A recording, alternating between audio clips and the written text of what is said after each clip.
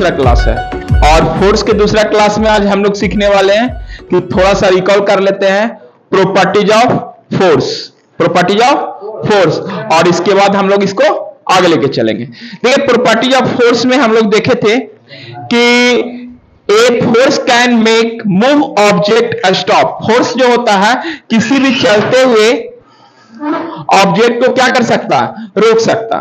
ठीक है, इसी में हम लोग कल देखे थे कि फोर्स लगाकर किसी ऑब्जेक्ट को मूव कराया जा सकता है। मूव कराना का मतलब एक स्थान से दूसरे स्थान तक ले जाया जा सकता है। इसी में हम लोग देखे थे कि फोर्स है जो किसी चेंज कर सकता है डायरेक्शन को, वो भी कैसा ऑब्जेक्ट को, मूविंग ऑब्जेक्ट। जैसे में एग्जांपल भी हम देख रहे थे कि जो क्रिकेट खेलता है तो बैट्समैन मारता है तो क्या होता है, उसका डायरेक्शन चेंज हो जाता है। इसी के साथ साथ हम लोग देखे थे कि फोर्स लगाने के बाद चेंज हो सकता है उसका शेप। जैसे यहां पर आपको दिखाया जा रहा है नींबू को गाड़ने पर क्या हुआ, उसका शेप चेंज हो गया। पहले से वो गोलाकार था और वो कैसा हो गया, चपटा हो गया। अब इसी को हम यहां शॉर्ट वे में देखें, इफेक्ट ऑफ फोर्स की अगर बात कर ले तो फोर्स है वो 6 तरह का इफेक्ट डालता है। पहला कह रहा है कि मेक स्टेशनरी ऑब्जेक्ट मूव। किसी भी वस्तु को फोर्स है जो एक जगह से दूसरी जगह जाने में काम दे सकता है। दूसरा पॉइंट कह रहा है स्टॉप मूविंग ऑब्जेक्ट। कोई भी चलते हुए ऑब्जेक्ट को क्या कर सकता है, रोक सकता है। तीसरा बात कह रहा है change speed of the moving object. क्या यहां भी चेंजिंग की बात कर रहा है। तीसरा बात कह रहा है कि डायरेक्शन चेंज कर सकता है। क्या चेंज कर सकता है, डायरेक्शन चेंज कर सकता है, उसका शेप चेंज कर सकता है और उसका शेप में बदलाव ला सकता। इतने प्रकार के चेंजेस हो सकते हैं फोर्स लगाने के बाद। यहां तक क्लियर। अब हम लोग चलेंगे टाइप्स ऑफ फोर्स की ओर, कि चलते हैं टाइप्स ऑफ फोर्स क्या होता है इसके बारे में बात करते हैं। तो अब हम लोग जानेंगे टाइप्स ऑफ फोर्स। फोर्स क्या होता है, फोर्स के प्रकार क्या है। तो फोर्स की अगर हम बात कर लें तो टाइप्स ऑफ फोर्स में फोर्स 2 टाइप्स के होते हैं। पहला जो फोर्स होता है उसको कहते हैं कॉन्टैक्ट फोर्स। पहला जो फोर्स होता है उसको हम लोग कहते हैं कॉन्टैक्ट फोर्स। कॉन्टैक्ट फोर्स का मतलब सीधा सीधी आप जान लीजिए टच। कॉन्टैक्ट फोर्स का मतलब सीधा सीधी आपका क्या हो गया, टच। जब हम किसी वस्तु पर बल लगाने के लिए उसको क्या करते हैं, टच कहते हैं। जब टच करते हैं तो वो आपका हो जाएगा कॉन्टैक्ट फोर्स।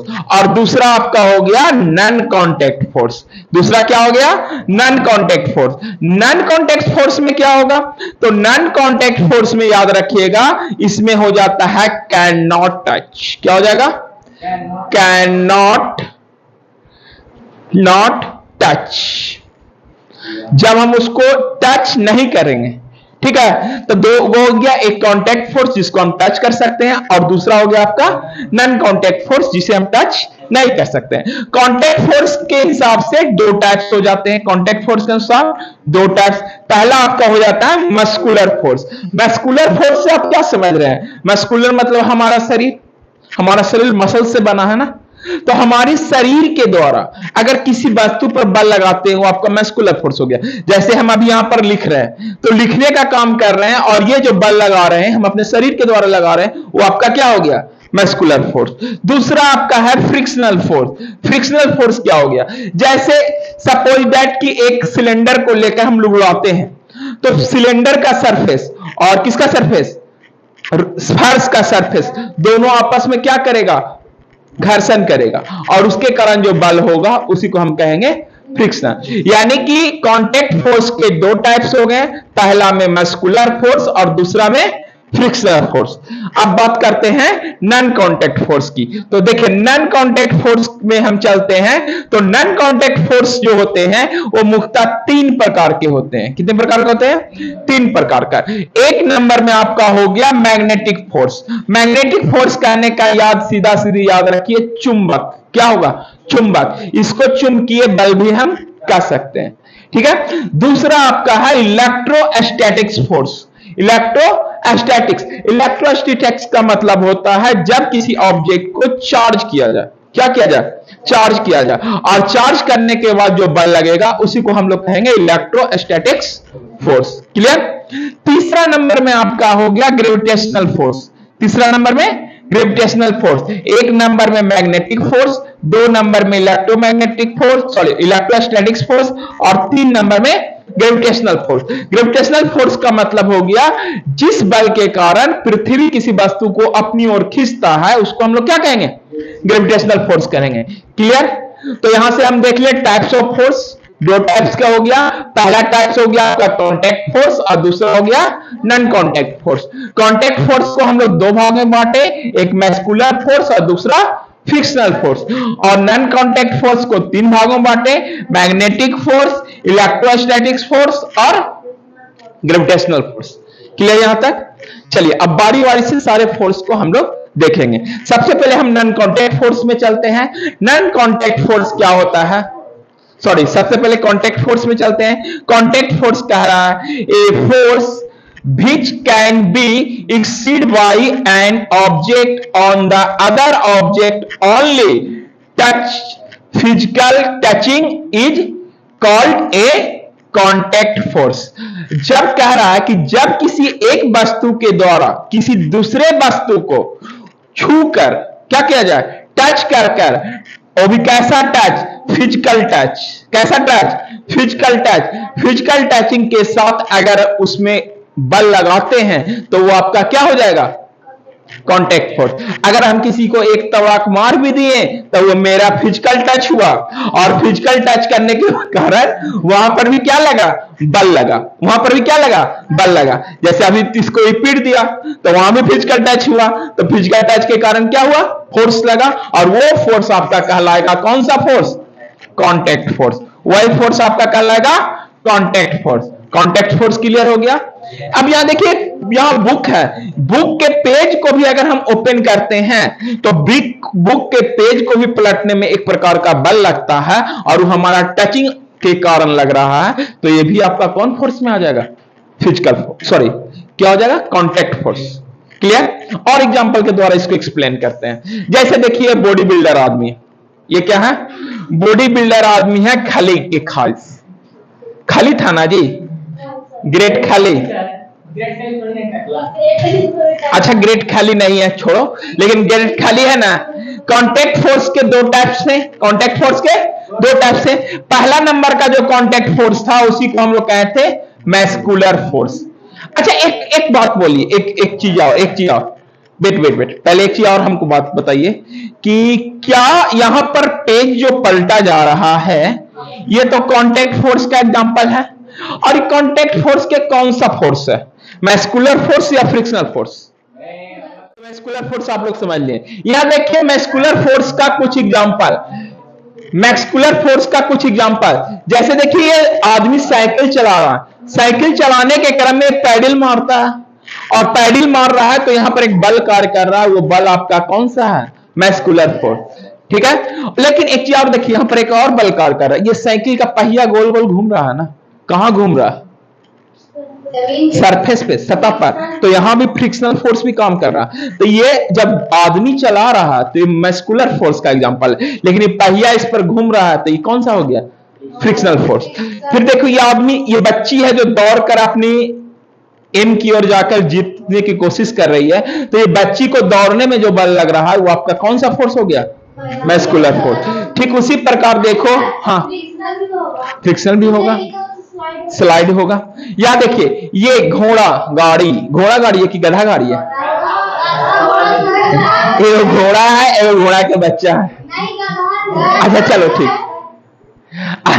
देखो अब यहां पर कह रहा है कि ये देखिए ये बैलगाड़ी है इस तरह का, और ये दोनों जो घोड़ा है, ये जो घोड़ा है इसके द्वारा बल लगाकर इस गाड़ी को खींचा जा रहा है, और ये घोड़ा का मसल्स के द्वारा बल लगाया जा रहा है ना, इसलिए ये भी एग्जांपल किसका होगा, मैस्कुलर फोर्स का होगा। ठीक है, ठीक उसी प्रकार देखिए यहां पर ऊंट है, ऊंट के द्वारा इस गाड़ी को खींचा जा रहा है, तो ये ऊंट के द्वारा गाड़ी को खींचा जा रहा है, तो ऊंट के द्वारा बल लगाया जा रहा है, तो यहां पर ये जो बल हो गया ये कौन सा फोर्स कहलाएगा, मैस्कुलर फोर्स। अभी मैस्कुलर फोर्स को देख रहे हैं तो मैस्कुलर फोर्स को समझिए। मैस्कुलर फोर्स क्लियर हो गया, मतलब कि ऐसा नहीं है कि सिर्फ आदमी बल लगाएगा तभी मैस्कुलर फोर्स होगा, नहीं, कोई जानवर भी अगर बल लगा रहा है तो भी आपका क्या कहलाएगा, मैस्कुलर फोर्स। यानी किसी आदमी या जानवर के द्वारा अगर किसी वस्तु पर बल लगाया जाता है और बल लगाने के बाद उसमें कोई परिवर्तन आता है, उसी को हम लोग क्या कहेंगे? Muscular force. क्लियर? चलिए आगे की ओर बढ़ते हैं। अब देखिए यहां आपका फ्रिक्शनल फोर्स, ये कह रहा है मूविंग,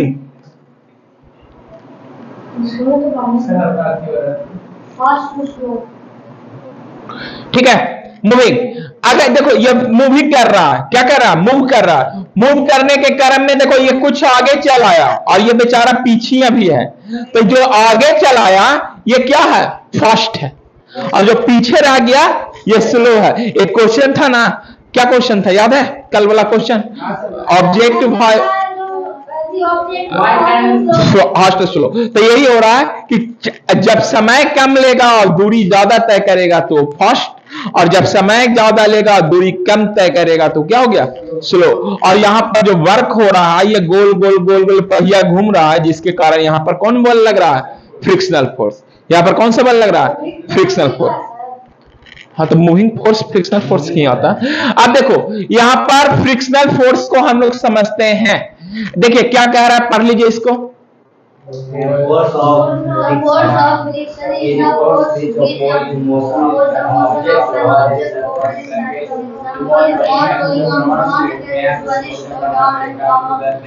अब देखो एक चीज साफ कह रहा है कि यहां पर जो फुटबॉल है ग्राउंड पर, slow down come to the rest point, ये रेस्ट है। अब यहां से इसको मारेगा तो फुटबॉल लुढ़कते पुढ़कते आगे की ओर बढ़ेगा।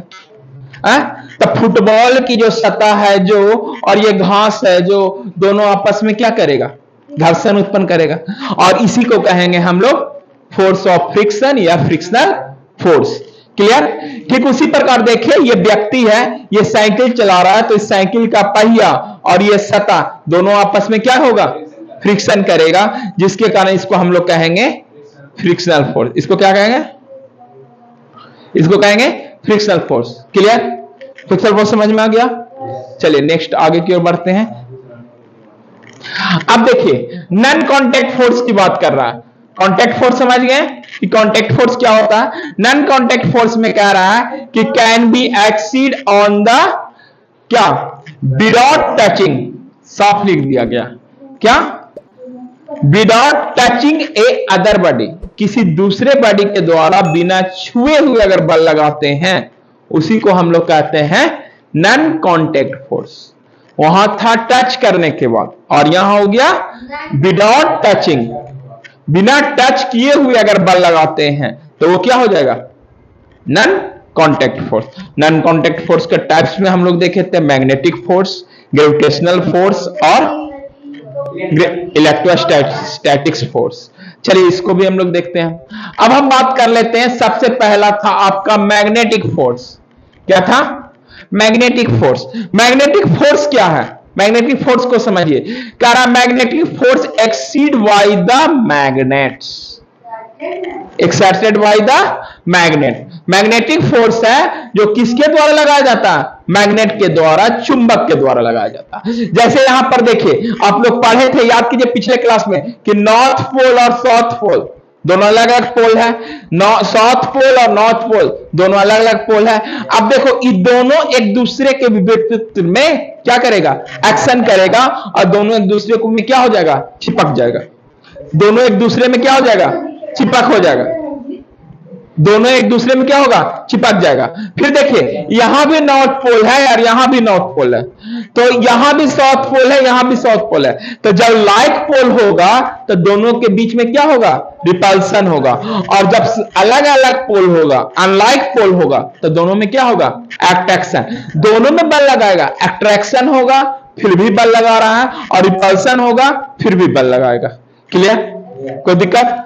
इसी चीज को यहां देखिए एक और है कि मैग्नेट के द्वारा ये लोहे से बने हुए जो कील है, इस कील को अपनी ओर खींचा जा रहा है। तो यहां पर पुश हो रहा है कि पुल हो रहा है? पुल हो रहा। क्या हो रहा? पुल। चुंबक लोहे से बने वस्तु को अपनी ओर खींच रहा है ना, तो ये क्या हो गया? पुल। तो यहां जो बल लग रहा है इसी बल को हम लोग कहेंगे मैग्नेटिक फोर्स। इसी बल को हम लोग कहेंगे मैग्नेटिक फोर्स। क्लियर? अब चलिए नेक्स्ट, यहां पर भी उसी का एग्जांपल लिया गया, पेंसिल पर एक चुंबक को रख दिया गया। अब देखो सेम पोल है, सेम पोल के साथ जैसे ही लगाएंगे तो ये पेंसिल से धीरे धीरे धीरे धीरे आगे की ओर बढ़ेगा और ये दोनों अट्रैक्ट होकर इसको अपनी ओर खींचता जा रहा है। डिफरेंट पोल अटैच हो जाएगा सर और सेम पोल रिप्लेस हो।